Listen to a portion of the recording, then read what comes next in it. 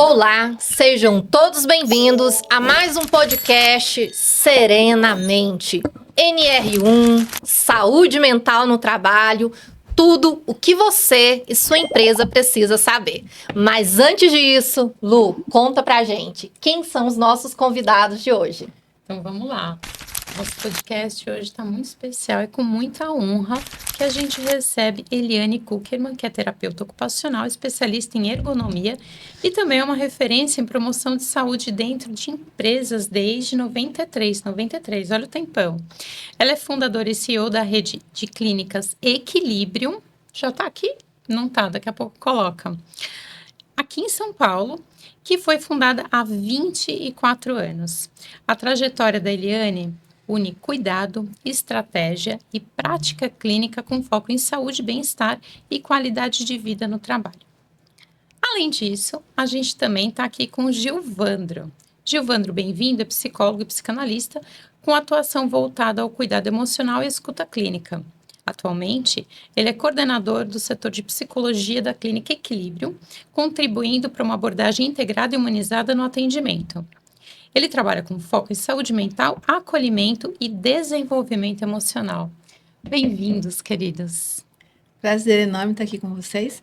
Espero poder ajudar as pessoas a entenderem toda essa abordagem e essa trajetória de conseguir montar uma empresa sendo mulher, sendo uma terapeuta ocupacional e trazer um pouco dessa realidade e inspirar outras pessoas, né? Porque lutar não é para qualquer um, resistir às intempéries do cotidiano. E vamos lá para suas perguntas, o que eu posso contribuir?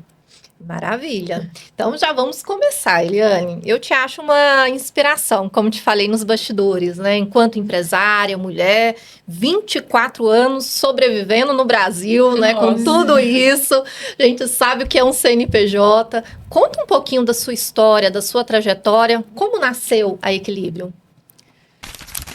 A Equilibrium nasceu por oportunidade. Né? Há muitos anos atrás, trabalhando no grupo de dor, nós tivemos a oportunidade de montar um modelo de negócio onde conseguimos trabalhar com pessoas adoecidas na relação do trabalho.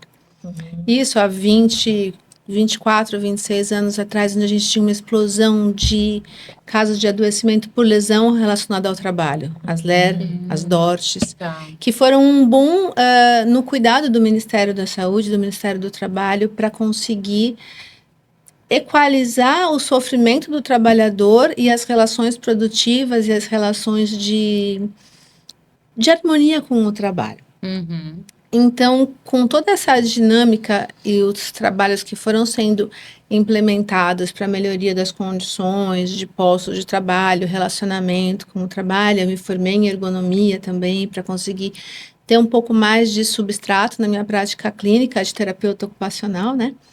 Eu consegui sedimentar a reabilitação dessas pessoas com encontros com o INSS, com encontros com players do mercado que traziam para a gente um fortalecimento no que era realmente importante acreditar, que eram que as pessoas tinham que ter o seu lugar de cuidado, as empresas tinham que ter o seu lugar de um serviço que fosse confiável e que fosse promover uma visão equalizada entre os interesses da empresa e as necessidades do trabalhador.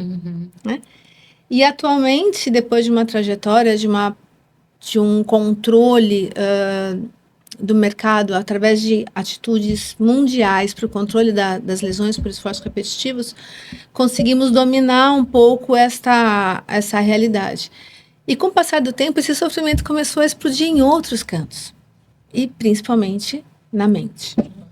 Então, com um olhar dentro dessa realidade, nós trabalhamos para aumentar a nossa equipe de psicólogos. Então, hoje o Gilvandro, este ser maravilhoso, coordena um grupo de 80 psicólogos que trabalham das 7 da manhã às 9 da noite para dar esse suporte e para fazer também os trabalhos dentro das empresas para hoje cuidar da parte da saúde mental no trabalho, que está em grande evidência. Vocês já ouviram falar da mudança do Ministério do Trabalho na norma regulamentadora, que vai trazer muita oportunidade para os psicólogos e atenção, vocês fiquem atentos, porque é a hora de vocês mudarem o nicho de negócio, explorarem um pouco mais, né, das capacidades técnicas da psicologia.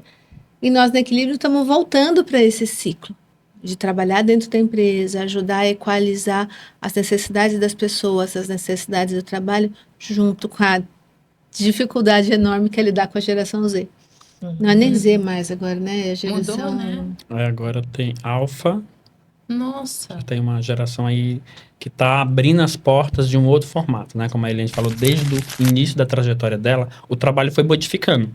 Mas a necessidade de trabalhar tá para todo mundo em diversos aspectos da sociedade, né? Em diversas,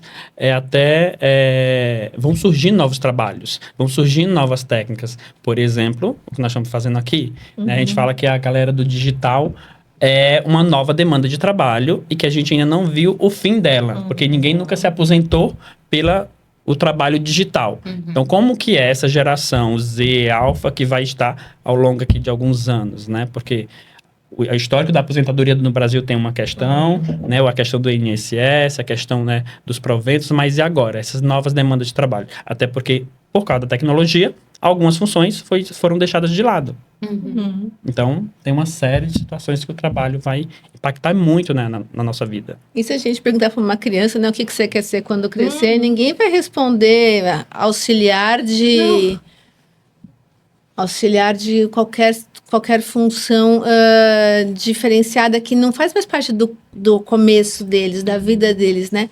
Muitas crianças não entendem o que é uma fábrica, não entendem o que são as funções básicas para construir o microfone, para ligar os componentes de toda a tecnologia que ela usufrui. Só que se ninguém tiver ligado nessa função, Exatamente. como é que vai funcionar? Para onde vai? Sim. Que é um E desenvolver aí, da sociedade, uma evolução, e o trabalho como um todo acompanha, né? E o que você trouxe é interessante, Eliane, porque eu vi uma reportagem esses dias que, quando era criança, as crianças, você perguntava o que você quer ser? Falava as profissões tradicionais, Sim. né? Quero ser advogado, quero ser Engenheiro, engenheiro, médico, ou senão, o máximo, um jogador de futebol, quando era um pouquinho. Hoje não, o que eles querem ser? Influencers, né? Youtuber. Produtor de conteúdo, né? Então, assim, vem essas novas demandas, né? É porque o imaginário está muito contaminado com a velocidade da tecnologia, né? Então, ou seja, existem pesquisas, até CID, da pessoa que tem dependências tecnológicas. Então, assim, que era uma patologia que, sei lá, 30 anos atrás não tinha como, né? Não tinha como citar. Tinha outras questões que envolviam o trabalho, sim, mas hoje a demanda é outra, né? E a gente precisa, como empresário, como trabalhador da saúde mental, a gente precisa estar alerta a tudo isso que está acontecendo, né? E tem que estar muito antenado mesmo. Sabe que agora que a gente conversando, e eu sempre vou para alguma pergunta que não existe aqui, né?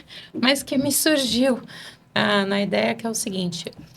Então, a LER física é algo que vocês, né, é palpável, vocês já trouxeram. Mas, será que não existe uma lesão por esforço repetitivo, emocional, de eu tanto querer me esforçar por ser validado, me esforçar para ser reconhecido na empresa, ou no digital, ou em qualquer maneira? A lesão emocional, né? Sim. A dor emocional. Eu acho que existe, com certeza, e a gente vê isso acontecendo com os próprios influencers, né? A gente sabe de vários casos de pessoas que adoeceram. Artistas comuns, conhecidos nesse meio digital, e que sofreram com depressão, e que sofreram com excesso de cobrança por uma imagem, por uma estabilidade e por um padrão, muitas vezes inalcançável, porque ele chega tão alto no padrão da perfeição que não só eles, mas assim, todos os seguidores deles estão sofrendo e adoecendo, porque o padrão de beleza, e a gente mostra um universo totalmente perfeito, ninguém coloca a sua lágrima ou a sua cólica numa TPM de um post do Instagram. O que as pessoas colocam é a situação perfeita, sem olheiras, com filtro na cintura, ninguém tem unha encravada. E quando tem, agora eu vi até um brinquedo que você tem para tirar até a unha encravada e para exercitar, tirar cravo da cara. Eu falei, pelo amor de Deus, eu vi. que tecnologia é essa, verdade? É verdade. Então, esse mundo que foi criado gera nas pessoas uma fadiga pelo nível de atenção. E na situação de trabalho, a minha geração, que já passou dos 40, é uma geração que é workaholic. Onde você, muitas vezes, ter culpa por não trabalhar num domingo, num sábado, era uma coisa bastante gritante. E depois da pandemia, foi necessário haver um choque de realidade e de reposicionamento dessas expectativas.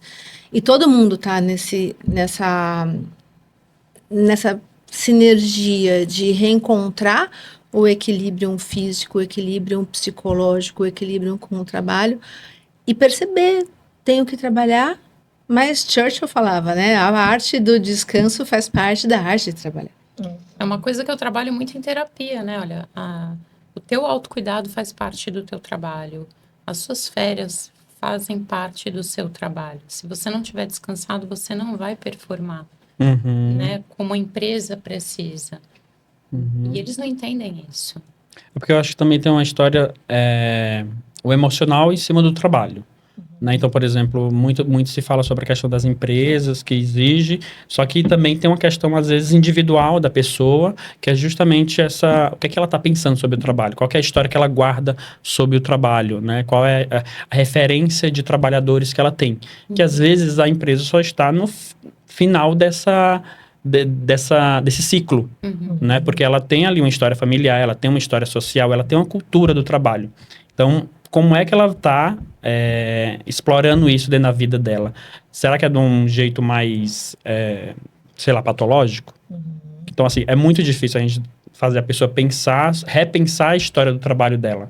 Então, a história do trabalho sendo trazida como árduo, né, algo que vai me colocar em uma situação difícil, ou que eu tenho que trabalhar sem pausa, né, é muito problemático, né? Digamos assim, é um discurso bonito, trabalhar muito, mas adoecedor. Isso. Né? Então tem essa questão, nossa, aquela pessoa trabalha muito, meio aquela ideia louvável, né? Sim. Mas muitas vezes é uma fuga, não é mesmo? Sim. É uma fuga. Sim. E é uma realidade muito característica do Brasil, né? Você vai nos Estados Unidos, não existe férias. Você vai para vários países, você não encontra essa realidade. Você ter um mês de descanso, de pausa. E isso dentro do Brasil precisa ser colocado. Você não tem que esperar um mês, uma vez por ano para ter pausa. Você tem que conseguir pausar, que seja na quarta, se você teve que ter um trabalho árduo no final de semana, porque alguma coisa desorganizou no seu cotidiano, seja de autônomo, seja de CLT, ou é a tua encomenda que atrasou, ou é uma necessidade qualquer. Ok, tudo bem, meu domingo vai ser na quarta. Meu dia de descanso vai ser num outro momento. E isso é importante para atingir essa tranquilidade de poder entender, ok, eu dei o meu máximo que foi preciso, bacana, mas hoje, sessão Netflix, né? Quero um pijama, quero uma cobertinha no ar-condicionado, ou seja, qualquer coisa que me dê um prazer exclusivamente na minha necessidade. E aí a Equilibrium, ela entra com esse discurso de psicoeducação também para o empresário, né? Que eu acho que é fantástica essa tua colocação aí. Como é a atuação da Equilibrium para psicoeducar a empresa em relação àquela pessoa que ela é CPF antes de ser o, né, funcionário, o colaborador, né? Sim. O que a gente busca trazer é um equilíbrio dessas relações. Tá. Não dá para a gente ter uma visão utópica de que o trabalho é causador de sofrimento e nem que só o indivíduo tem o seu sofrimento e ele não pode ser agravado pelas relações de trabalho. Existe sim um compactuado desses dois fatores que somados vão trazer perdas para essas pessoas. E a consciência desse adoecimento, eu acho que é o grande salto que o Ministério do Trabalho trouxe na hora que traz e assume que essa discussão existe e que a gente tem que fazer alguma coisa. Então, antigamente, para a gente usar um EPI, usar uma bota, usar máscara no hospital, era uma situação que tinha que ser obrigado. Hoje em dia, você já tem um conceito enraizado. A saúde mental precisava, sim, de algum reforço para ser promovida e ser olhada com seriedade dentro do meio do trabalho. E essas mudanças da legislação, elas são bem impactantes. Eu não devo ver isso nos meus anos de trabalho, mas a gente vai construir um futuro melhor, onde as regulamentações, onde todas as conversas que estão sendo trazidas a público sobre esse adoecimento, para entender o que tem de manipulação das pessoas para se aproveitarem de situações confortáveis que a relação de trabalho acaba facilitando, e o que tem de gente realmente sendo sufocada por chefes abusivos e por gente que não tem habilidades e que vão ter que adquirir essas habilidades. Não dá mais para fingir que não acontece. Agora, o grande exercício vai ser equilibrar tudo isso. Eu acho que teve um ano de adaptação. A partir de maio, essas novas regulamentações vão começar a poder sofrer sanções e fiscalizações. Mas existe toda uma discussão sobre como me documentar e como educar os meus grupos, meus gestores, os meus funcionários a se respeitar e a respeitar os outros. Até porque é uma questão, literalmente, o trabalho em grupo, no sentido, a empresa precisa do funcionário, o funcionário precisa da empresa. Então, se uma pessoa também quer ser empreendedor, ela também precisa se gerir, como você tocou na história do autocuidado, né? A gente leva para a empresa que, sim, nós temos algumas condições necessárias, que a gente não pode abrir mão, no sentido de autocuidado com o nosso corpo, com o nosso ambiente, com as nossas relações. Se a gente está organizado nesses 3 pilares, uma empresa vai andar muito bem. Agora, se um deles deixar ali a desejar, talvez algumas coisas vão ter que ser repensadas de uma maneira não muito interessante. Então, quando a gente pensa que o autocuidado dentro das empresas, dentro da sua jornada pessoal e profissional com a empresa ou com o seu trabalho, precisa ser repensado logo, né, de uma maneira muito inteligente. E é isso que a gente faz dentro do equilíbrio, né? Ajuda as empresas a pensarem de uma maneira inteligente, viável, funcionário-empresa. E eu acho bonito isso, porque equilíbrio, então, nesse contexto, ela concretiza o impalpável. Então, né, ela traz isso, que é você falar sobre uma questão emocional, sobre uma fadiga, sobre, né, uma lesão por esforço repetitivo, que eu botei aqui como emocional também, né, esse esforço.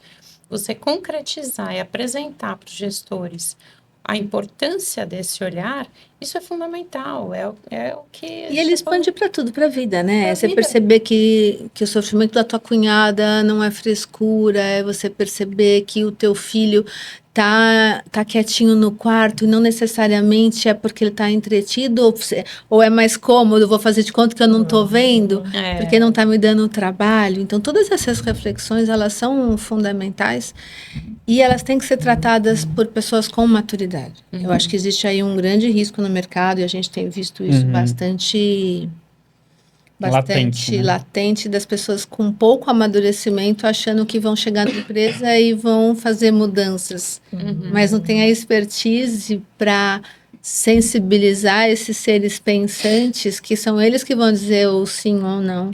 Esse olhar humano, né? Você foi uma coisa perfeita, Eliane. Isso eu vejo no consultório.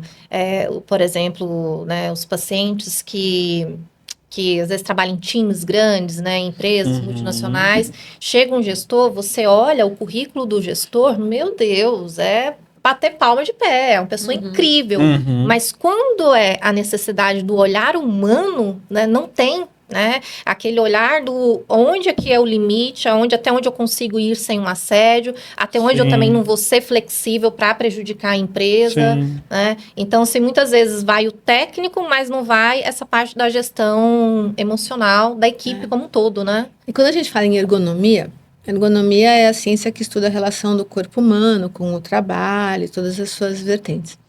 Antigamente a gente trabalhava muito com indicadores numéricos, né? Então, onde você tinha a altura da mesa, a altura da alavanca, pressão, corte, força. Agora a ergonomia assumiu essa questão da fadiga emocional, que não é mensurável. Caramba, que legal. Então, quando você faz um protocolo para poder ajustar uma esteira de fábrica no tempo de produção para não gerar uma fadiga muscular. Quando você está falando em fadiga muscular mental, não tem protocolo. Não tem quantas vezes ela pode pensar ou não pensar, né? Sim. Mas existem situações ali no cotidiano que permitem que ela pare, que permite que ela reflita, ou que às vezes o gestor tem que dar uma incentivada e não uma pressionada. Uma incentivada para ele aumentar a produção, uma incentivada para ele caminhar. Hoje de manhã a gente estava num evento e eu estava falando assim, como é que uma criança aprende a andar, né? A gente tem que dar aquele incentivo. Vai.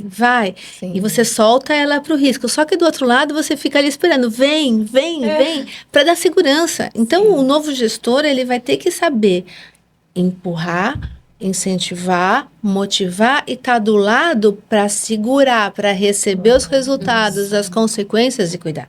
É muito tênue, né? Porque se o gestor não tem isso para a vida dele, ele não vai conseguir colocar pro colaborador. Assim, eu enxergo muito que antigamente a preocupação era o visível. E agora a gente tem que se preocupar com o invisível, que não tem uma marcação, não é uma cadeira, não é o piso. São coisas invisíveis que pode ser muito incentivador o trabalho, do reconhecimento da empresa como funcionário, mas também pode ser delicado quando ele não tem esse reconhecimento, quando eles, principalmente as questões das mulheres, né, muito sensíveis, né, uma palavra atravessada pode sim ser causa de assédio. Então, são coisas que a gente vai pontuando e a gente precisa ter essa experiência, obviamente, com os profissionais qualificados. A gente entendendo que, às vezes, eu não consigo exigir de uma pessoa a maturidade que ela não tem ou a que eu espero que ela tenha. Porque eu estava, sei lá, nessa idade, eu estava fazendo XPTO. Por que ele também não está fazendo? Outros tempos. Nossa, é muito, muito delicado isso, né? Porque eu tenho que entender, então, eu, gestora, eu tenho que entender que muitas vezes a expectativa é minha, que a frustração é minha. Isso. Então, a terceirização de responsabilidade e a responsabilidade afetiva e relacional, ela é número 1 nesse sentido, né? Sim.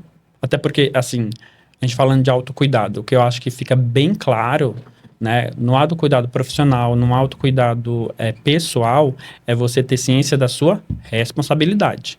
Porque se você não tem essa responsabilidade, provavelmente você vai terceirizar.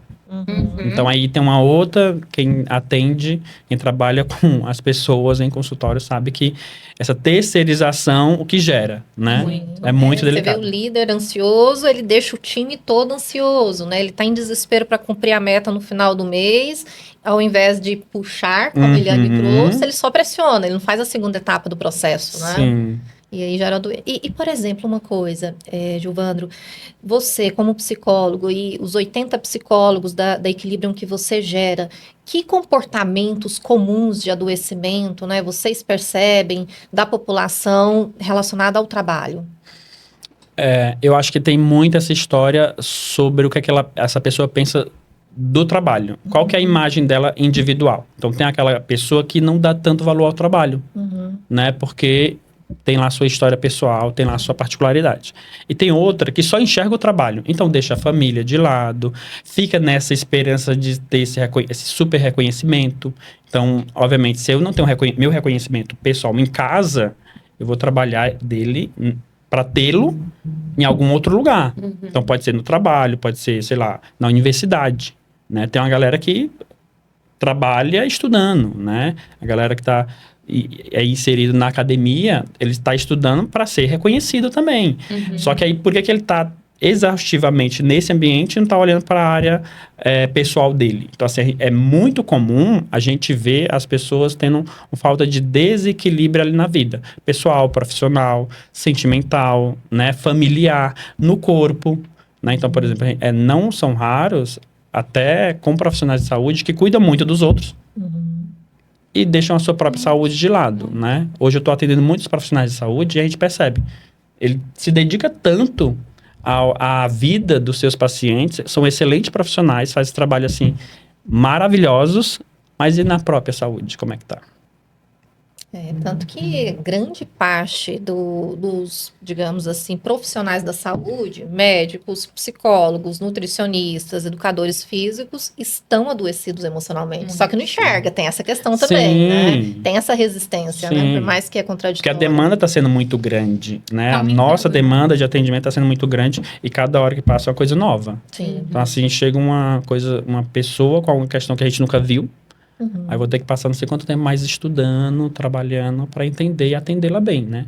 O processo mudou, né? Assim, o sofrimento de hoje dos adolescentes, que vão ser os adultos daqui a 20 anos, com tolerância à frustração, com esse imediatismo, é muito assustador. Eu tenho dó do futuro de vocês que vão estar cuidando dessas pessoas, porque não existe histórico. A gente não sabe como isso vai se desenrolar daqui a 20 anos, nessa ansiedade propiciada pela internet, e você fica o dia inteiro rodando e você rapidamente se percebe uma hora perdendo o seu dia vivendo a vida dos outros e a tua passando ali do lado. Você tá dando risada do cachorrinho do outro e o teu cachorrinho tá lá do lado olhando para você com aquela cara, né? Ele tem que te lamber para você lembrar que ele tá lá. Você tá olhando os cachorrinhos bonitinhos do vizinho. Então, essa geração e essas necessidades vão exigir de todos um comprometimento enorme para reencontrar esse equilíbrio de vida pessoal, profissional, porque os sonhos vão ficar muito distantes da realidade. Não é todo mundo que pode virar diretor de empresa. Vocês acham que eu cheguei até aqui como? Sonhando? Não, foi arregaçando manga, pegando vassoura para limpar banheiro quando o funcionário falta, para não deixar desorganizado o ambiente, cuidando de cada detalhezinho, de escolha de profissional, de cuidado. Senão não dá. Né? E como é que as pessoas vão vencer? Se não tiver luta, se não tiver resistência, se não tiver resiliência para todas as dificuldades, se é empresário, é aumento de imposto, uma hora aumenta imposto, outra hora diminui imposto, uma hora tem uma coisa, outra hora tem outra. Você não sobrevive emocionalmente, você acaba fadigando, ou acaba até com riscos de suicídio para os grandes empresários que encontram essas dificuldades que existem no mercado brasileiro de fazer gestão, né? Seja ela financeira, seja ela tributária, seja ela na própria gestão de pessoas que você não tem para trabalhar.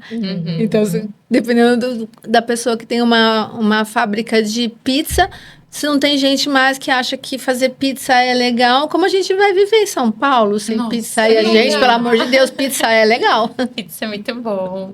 Mas aí eu acho que também, pelo menos no consultório, eu observo, acredito que a Clis também, você também, as pessoas, elas querem chegar até ali, mas elas não têm planejamento e organização nenhuma, não tem método. Então, a chance de dar errado na largada é muito alta. Eu acredito que equilíbrio entra com isso. Fala, querido, vamos sentar aqui, entender o que você quer e quais passos são necessários serem estruturados para você chegar ali, senão é só um sonho. Sim. E conta um pouquinho para nós, só um minutinho. Essa questão, Eliane, que você trouxe da resiliência. Como você lidou com esses momentos difíceis, né? Como você lida com esses momentos aí para conseguir lidar com toda essa pressão? Atividade física, família, religiosidade, poder parar de vez em quando e olhar o que eu estou sentindo, o que está acontecendo comigo, para conseguir trazer um respiro. Eu acho que não tem como. Mas tem hora que você tem que ser leão. Sim. Tem hora que você se vence a cada dia e arruma força para sobreviver, mas não pode deixar a peteca cair. Então, já tivemos problemas, por exemplo, temos uma clínica, né? Tivemos problemas de mudança de convênio, de glosas gigantescas, de manipulações estratégicas de alguns históricos nos nossos 23 anos, que a gente teve que fechar a porta, que a gente teve que diminuir a equipe, que a gente teve que pegar dinheiro emprestado para sobreviver. E aí, o que mais ajudou foi a união da equipe. O que mais ajudou foi o time que estava junto, segurando a onda, acreditando, não me deixando chorar toda hora, só de vez em quando, porque a gente tem que alimentar, a gente tem que conseguir dar um suporte para as pessoas e ter aquele momento que você consegue encorajar. Então, assim, ter um bom parceiro, meu esposo é uma pessoa fundamental na minha vida, meus filhos, minha família, porque na hora que eu queria ser eu frágil, eu tinha o meu travesseiro e o colo do meu esposo para poder, junto comigo, me ajudar a me reerguer no dia seguinte, olhar para os meus filhos crescendo e falar, não, eu tenho que trabalhar, eles precisam de sustento, mesmo quando não tinha dinheiro para comprar comida. E já passei. E tenho muito orgulho de ter vencido, assim, de pegar dinheiro emprestado de gente da equipe para poder... Eu estou pagando minhas contas e está faltando lá em casa. E ok. Sobrevivemos, passamos com muito orgulho. Mas essa resiliência vem de você também ter uma equipe de apoio. Ninguém passa por problema sozinho. É muito difícil. Você tem que ter bons amigos. Você tem que ter gente que você acredita sinceramente, que acredita em você sinceramente. E isso faz você ser forte. Porque relações humanas, que são temas dos podcasts de vocês, né? As relações humanas é o que dão chão. Sim. Dão chão no trabalho da empresa, dão chão na vida da gente, dão chão para a gente crescer. Né? Não tem sonho que a gente viva sozinho. Ninguém sonha e realiza sonhos sozinho. Se você não tiver uma equipe, se você não tiver pessoas que você pode confiar e que às vezes passam na tua vida, mas você tem elas guardadas no lugar e eu não tenho nem cabe o número de pessoas nesses 24 anos que guardando, estão numa gavetinha aqui de gratidão. Mas é o essencial para a gente segurar a onda e ter boas orientações e ter resistência. E Eliane, você trouxe isso desses momentos de tanta, né, de dificuldades. E hoje conta um pouquinho como é a estrutura de equilíbrio, quantas clínicas, profissionais, atendimentos que vocês fazem, para a gente ter esse comparativo daquela mulher que lá no começo, né, enfrentou esse desafio de, às vezes, faltar dentro de casa e hoje. O que é equilíbrio? Menina! Me conta! Ela foi longe agora. Agora Ela foi lá. Gente, Ela foi. são 30 mil atendimentos por mês. Que Olha linda! só, gente, Parabéns, né? São 260 pessoas trabalhando para oferecer para a população um trabalho de qualidade. Sabe, trabalho sério, trabalho cuidadoso, onde as pessoas... Lógico que a gente não acerta sempre, lógico que a gente tem problema, mas assim, a nata que faz tudo isso acontecer é uma equipe tão engajada, tão vocacionada, médico no equilíbrio, que tenha uma visão mais mercantilista, que não tem uma visão humana, ele não se sustenta sozinho. A gente precisa de uma equipe de fisioterapeuta que a gente não faz nada de mágico. A gente só trata bem as pessoas. Tanto é que, assim, isso reflete tanto nos nossos pacientes como nos profissionais. Então, assim, nós temos pacientes que estão na clínica passando por especialidades, de acordo com a necessidade deles, por anos. Nós temos profissionais que estão há 10 anos, há 15, 20 anos. Tem umas pérolas que estão com a gente há 20 anos. Então, assim, Graças alguma coisa estão fazendo certo, Sim, né? claro. Porque tanto o funcionário como os próprios pacientes. Então, a nossa clientela tem muitas questões familiares. Então, às vezes, um paciente já indica dentro da sua família a gente como referência de cuidado, porque isso está acontecendo. Eu vou dar, gente, aqui para vocês o meu testemunho pessoal. Como eu conheci a Eliane, né? Não sei se ela se lembra. Eu, há 2 anos atrás, entrando no estacionamento, caí e sofri uma queda. Fraturei o cotovelo. Onde eu fui cair? Na clínica da Eliane. Equilíbrio. Fazer fisioterapia lá. Encontrei a fisioterapeuta do Tatuapé, esqueci o nome dela. Gente, incrível, incrível. E aí conheci, fiz amizade, né? O braço tá 100%, então resolutividade da empresa, né? E aí foi onde eu pude conhecê-la, né? Conhecer o trabalho, né? E atendo lá também, conheço. Gente, ela preocupa com os funcionários dela também. Vocês sabiam, vou contar, viu, Eliane? Da questão da atividade física, não é só para ela proporcionou pro time, né? Até, às vezes, quem faz, às vezes, um atendimento pontual lá, o Total Pés Empresas para atendimento, né? Pro cuidado da saúde física, né? Então, assim, Eliane, você realmente fala e vive o que você fala, né? Isso é fantástico. Então é meu testemunho, né? Você vê as pessoas, às vezes, elas saem para alguns momentos da vida, algumas jornadas, alguns desafios, mas elas têm uma referência de apoio Que é aquela coisa do filho que anda, mas que sabe que em qualquer situação ela pode voltar, ela pode vir tomar um café, ela pode ser um parceiro. E eu acho que essa é a semente que a gente tem que construir na vida, sabe? Deixar marcas positivas na vida das pessoas, para que elas lembrem dessa passagem com carinho, com respeito, com dignidade, porque ninguém precisa estar do nosso lado para sempre. Elas só precisam estar no lugar certo. Que bonito. Elas precisam estar ali. Gente, eu tô muito emotiva hoje.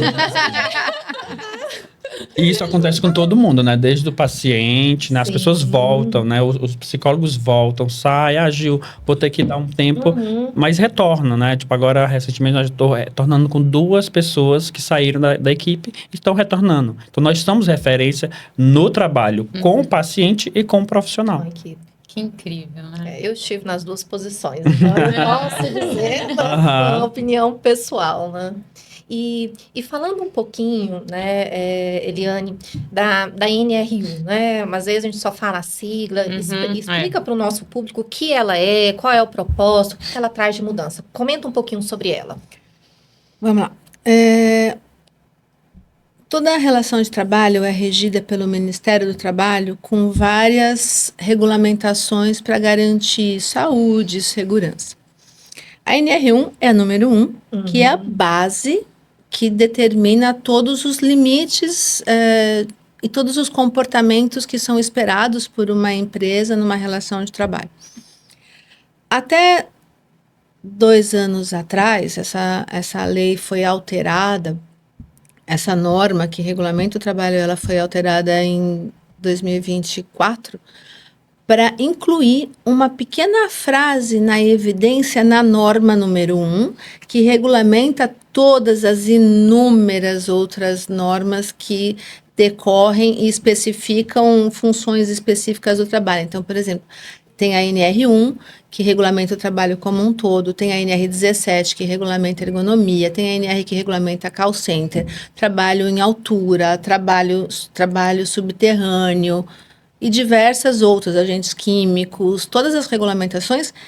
E o Ministério do Trabalho incluiu uma frase na NR1, atualizando a NR1, que envolve que as empresas têm que fazer a gestão dos riscos psicossociais do trabalho. Entendi. Havia alusão a essa nomenclatura em algumas NRs que são agregadas, acessórias a 1, mas quando ela sobe para número 1, uau, ela ganha evidência, ela ganha um padrão fundamental e de exigência. É regulatória, né? É regulatória número 1. Então, é uma frase de 4, 5 palavrinhas, mas que vai mudar todo esse desafio dos psicólogos, do pessoal de recursos humanos, todos os níveis de gestão operacional, para olhar essa pessoa e se responsabilizar por isso, entender o que é da pessoa, o que não é, o que é do trabalho. E o que é da pessoa a gente não tem como controlar. Mas o que é do trabalho a gente conseguir controlar ou se criar estratégias para que as pessoas se sintam cuidadas. Não vamos conseguir resolver o problema. Mas a gente vai conseguir fazer um futuro melhor, disso eu tenho certeza. E o que não é NR1? Como assim? O que não pode ser feito, o que não é... Tem muita gente que vai se confundir. Muita empresa que vai confundir, né, Cli? Sim. Por exemplo, né, às vezes fala que... cuidar do trabalhador é apenas fazer palestras sobre saúde mental. Né?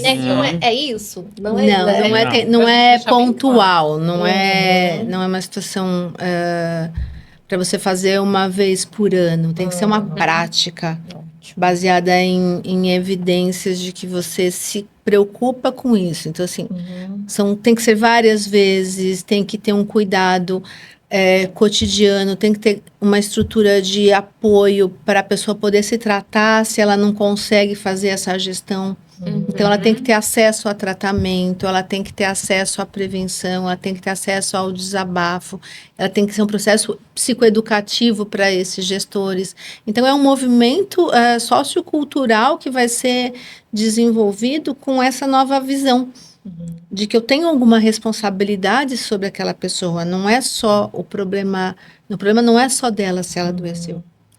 Até porque existe dentro do ambiente ou das relações questões de risco. O que a NR vai fazer? Se preocupar com essas questões e tentar minimizar. Não vai sanar por completo. Então, por exemplo, ninguém está livre do assédio em uma empresa que tem um relacionamento com várias pessoas.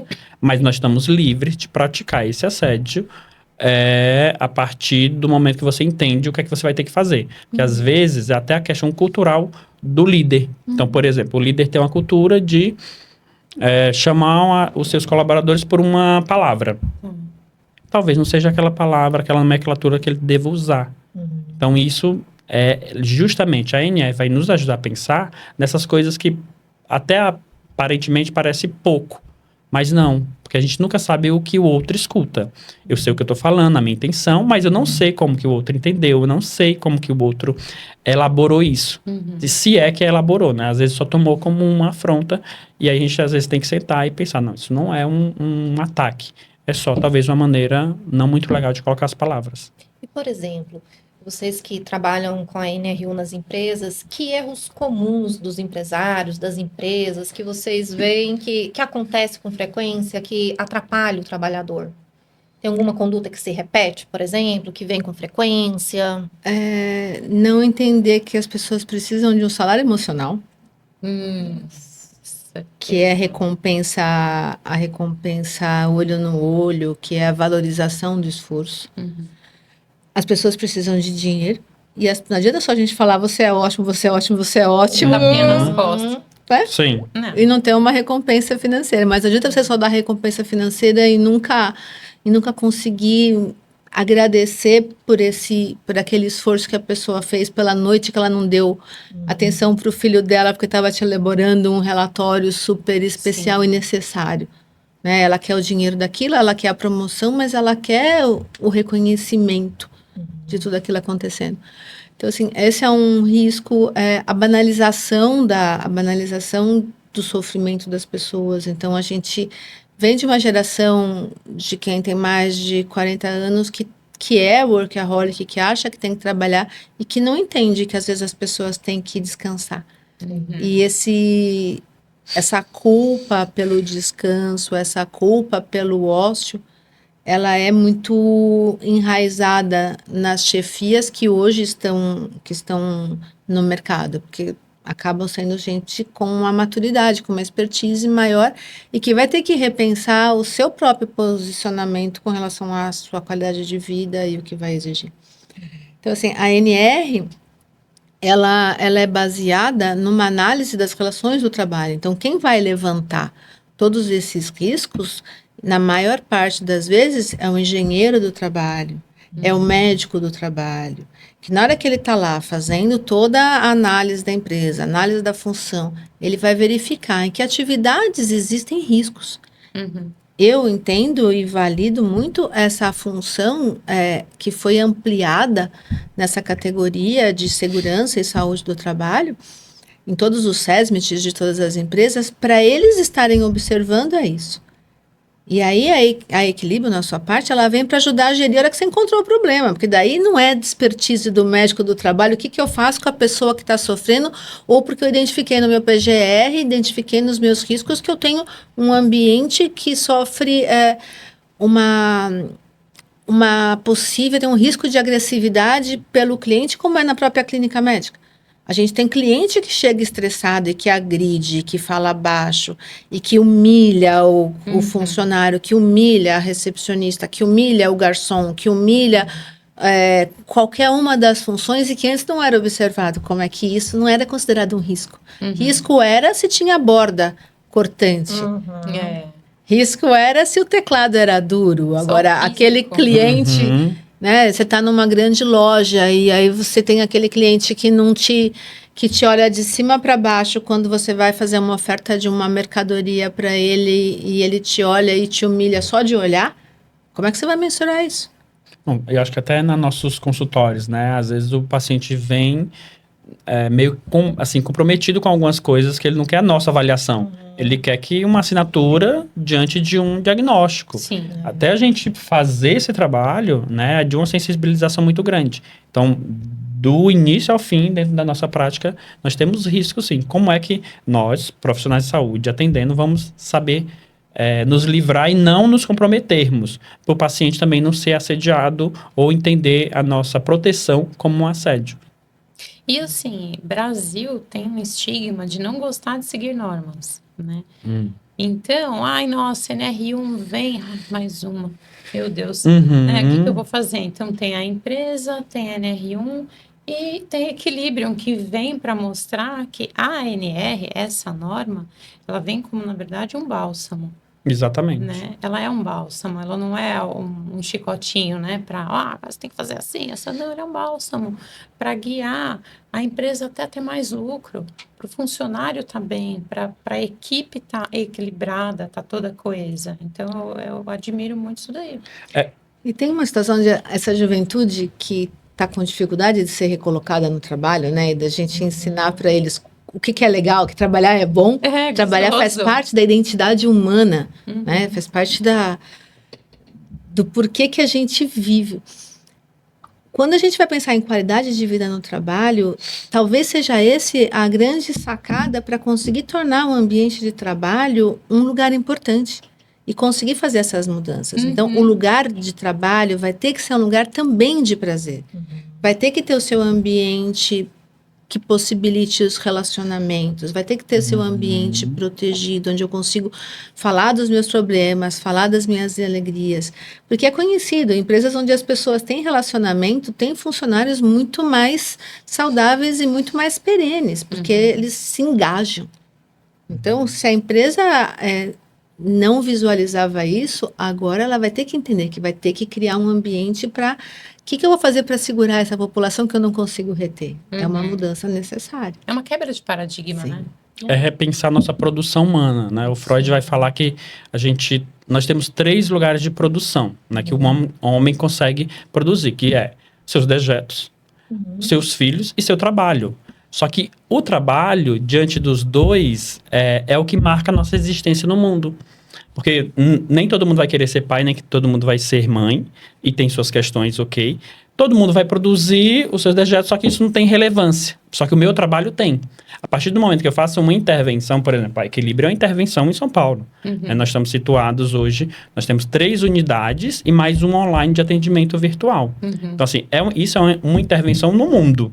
E isso está marcando a existência desde do físico, de onde nós estamos ocupando o espaço, até a intervenção na vida dos pacientes. É um legado, né? Sim. Porque, por exemplo, se a gente olha, né, isso que vocês trouxeram, antigamente a preocupação era as lesões físicas, né? Então, isso evoluiu muito. Quantos EPIs, tudo, né, os cuidados que tem. Então, evoluiu demais. Só porque essa questão da evolução do cuidado mental até agora vinha nesse meio termo, totalmente negligenciado. E isso que você trouxe, Eliane, por exemplo, né, desse salário emocional, me fez lembrar aqui, pelo menos uns 5 pacientes, enquanto você falava, que trabalha, por exemplo, eu tenho uma que eu atendi semana passada, 20 anos de empresa, uma pessoa ali boníssima, uma trajetória linda, e ela foi, né, enfim, desligada por situações, e ela falou... De tudo, o meu sofrimento hoje é a forma como eu fui desligada. Né? Não ter todo o reconhecimento dos 20 anos de histórico, de legado. Essa falta do reconhecimento, né? O profissional ele sofre muito com isso. Sim. Né? E uma outra coisa que eu já queria conectar com isso, por exemplo, também ouço muito no consultório, o paciente ele fala assim, nossa, eu estou sofrendo uma situação na empresa, um assédio, alguma situação, e ele tem muito medo de uma retaliação, né, de ir no RH, de falar com o chefe, e a NR1 ajuda também nessas situações de comunicação entre líderes e profissionais? Um dos fatores essenciais é criar canais de comunicação preservados e sigilosos. Então, toda a situação de compliance, toda a situação de riscos, tem que haver uma forma do funcionário se comunicar e ser ouvido, preservando o seu anonimato. Então, esse desenvolvimento, ele é primordial. E dentro de uma fiscalização, dentro de todas as estratégias que você tem que estabelecer para uma empresa conseguir fazer essa gestão, vão estar envolvendo a conscientização, os canais de comunicação, a situação do tratamento pós, né? Se a pessoa não consegue se organizar, o retorno dela ao trabalho após um afastamento para não gerar estigma e não sofrer e não cronificar. Então, vai prevenção, convivência, reabilitação, recuperação e todas as possibilidades dessa pessoa ser ouvida. Tá. E ser respeitada. Né? E a gente vai ter que criar canais, sensibilizar altas lideranças para saber ouvir. E como é que eu vou fazer isso não ser identificado como perda? Como perda de mão de obra, né? O cara vai no consultório do psicólogo e não vai estar trabalhando. Como isso não pode ser negligenciado? A gente ouve muito dos médicos do trabalho que às vezes as pessoas ficam em fila na frente do médico do trabalho, na sala de espera, para poder parar o trabalho e não ser criticado.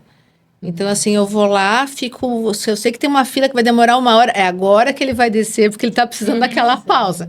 Uma pausa furtiva, né? Para conseguir dar uma respirada. Sala de descanso, que é feita num monte de empresa, linda, maravilhosa. Ninguém vai? Ninguém vai. Como assim?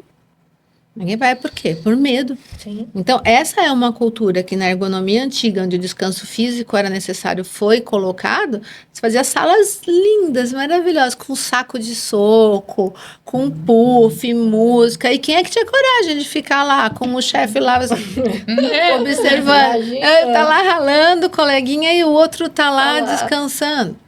Então, legitimar esse sofrimento e entender quando existe, sim, um manejo, porque o ser humano tem uma tendência de aproveitar algumas situações para extrapolar esses seus limites da liberdade, é o amadurecimento que vai ser necessário.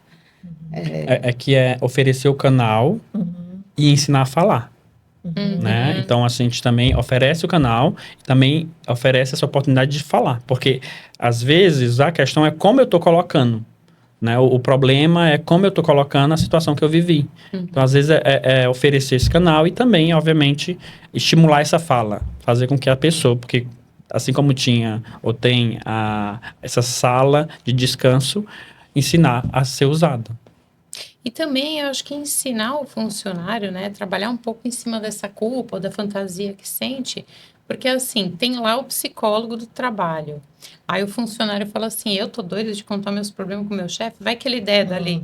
Então, tem muito isso, né, de não se perceber acolhido o suficiente ou com o sigilo necessário para se colocar ali, para colocar o problema. Sim. E aí vira uma bola de neve. Isso é bastante legal. Como esse canal é um canal que envolve, né, pessoas da profissão e pessoas leigas, entender que esse sigilo ele é fundamental e ele existe. Mesmo que a gente tenha que entregar um relatório para a empresa falando de incidência e tudo mais, ele nunca vai transcender o limite do individual, porque a gente está trabalhando a relação e o impacto disso na empresa e não a causa da situação individual. Então, a gente pode saber que a gente tem um setor com um nível de adoecimento maior, mas ele não vai ter que entender que aqueles setores, quem são as pessoas daquele setor que estão adoecendo. Mas um chefe que tem essa percepção, ele sabe. Não, a gente só vai ajudá-lo a fazer com que essa sensação crie eco suficiente para gerar mudança. Né? Então, assim, a NR não é novidade. A NR existe. E vem como algo novo, né?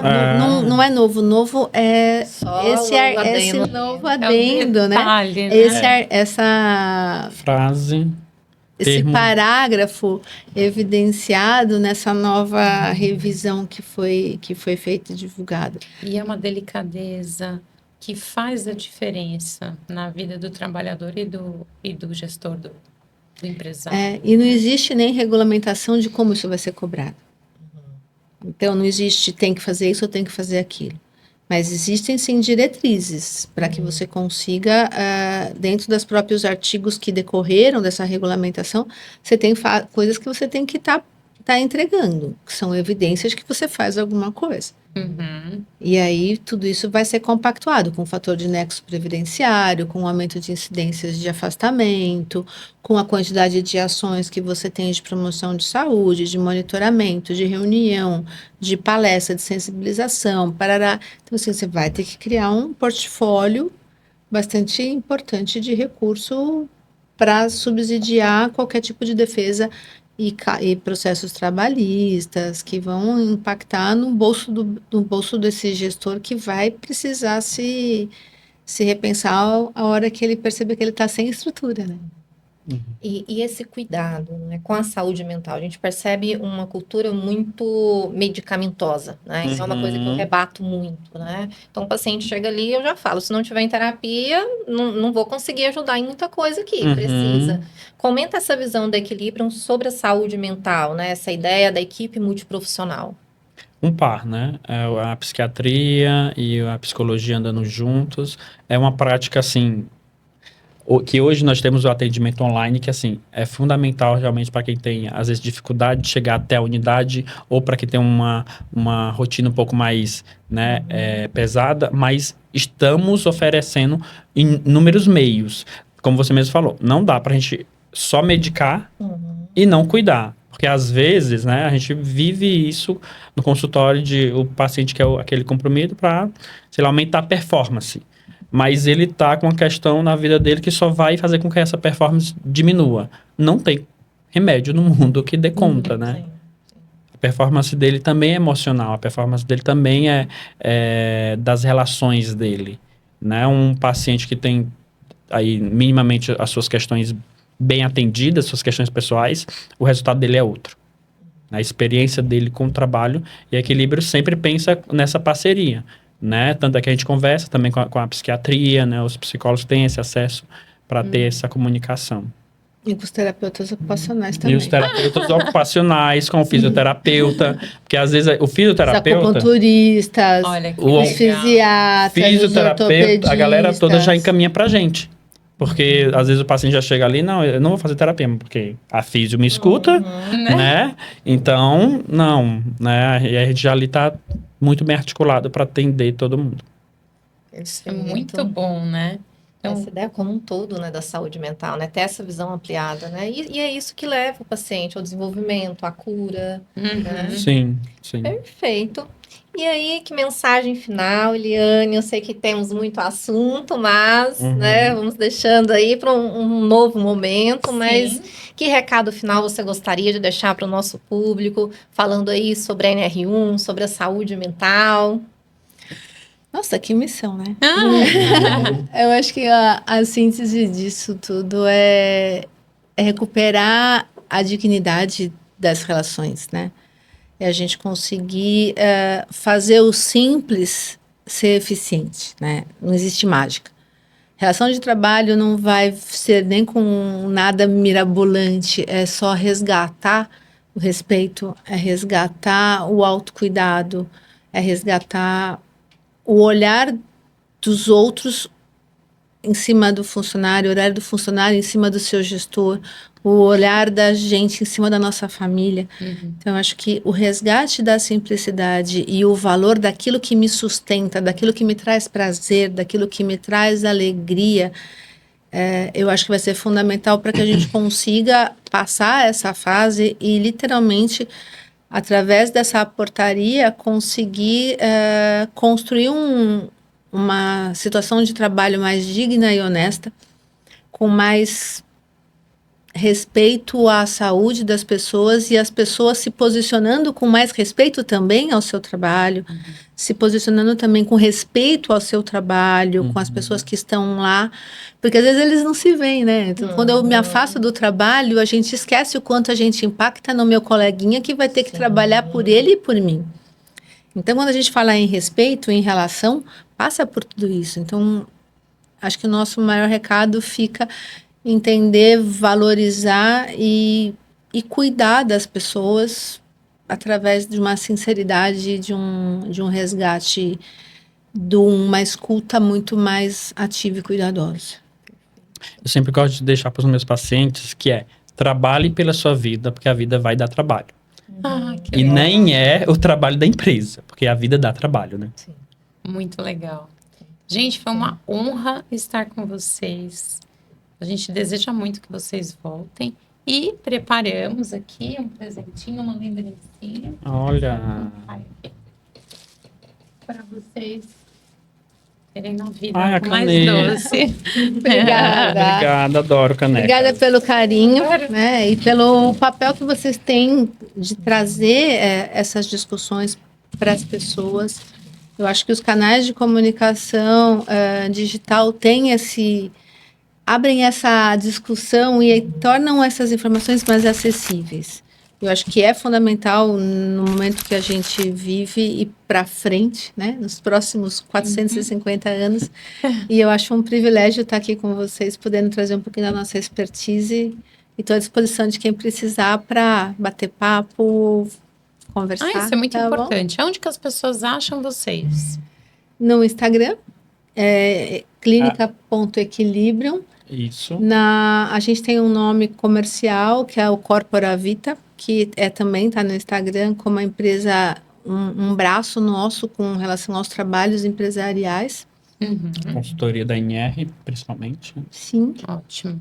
E procurando lá os nossos nomes, vão encontrar, porque 23 anos está marcado em tudo quanto é canto. Que bom. Tá E bom? vários só colocar- corações. É só Nossa, colocar parte equilíbrio boa. ponto, aliás, clínica.equilíbrio, e aí também tem a corpora.vita. E aí nos encontra. Então, nós vamos deixar para vocês, Ótimo. lá embaixo, na descrição do vídeo, né, o endereço da empresa, como encontrá-la. O seu endereço, você tem? Algum pessoal também? Gilvandro Bem-vindo, @Gilvandro Bem-vindo, tudo junto. Perfeito, Tá bom. Então, gente, muito obrigada. Foi Muito obrigado, maravilhoso. foi um prazer estar aqui. Até Foi em breve, né? Até. Que nós podemos dizer. Muito obrigada. Tchau. Até Gente, já curta, compartilha esse episódio, porque ele tá demais. Um abraço.